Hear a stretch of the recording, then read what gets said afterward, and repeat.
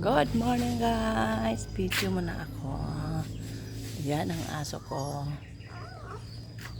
Ang aso kong Miranyan.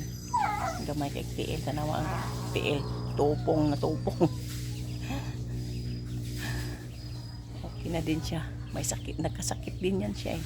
Sakit siya ng sakit siya ng yung nadapuan siya yung kinakain siguro. Yung sana allergy sa balat niya. Ito din ang ko, labrador ko.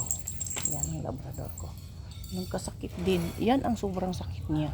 Kasi hindi na yan siya kumakain. Pero pinadoktor ko siya, okay na. Iyak ako ng iyak niya.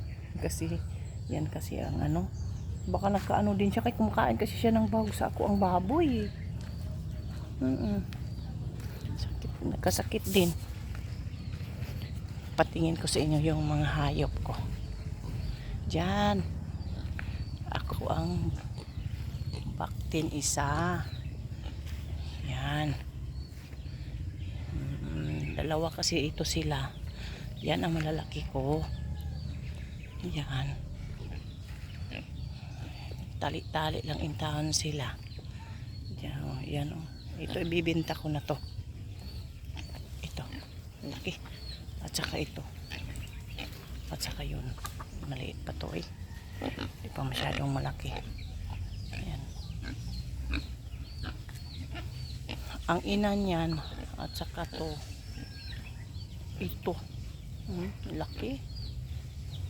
Grabe, parang natin ang kalabaw yan. Pag tumatayo, yan ang ina nila.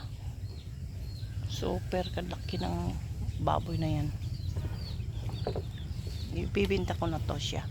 Pag hindi ito siya mabinta ngayong buwan, sa mga August, October na lang siguro, lapaon ko. Kaloyan lang sa Ginoo. Yan sa September yan.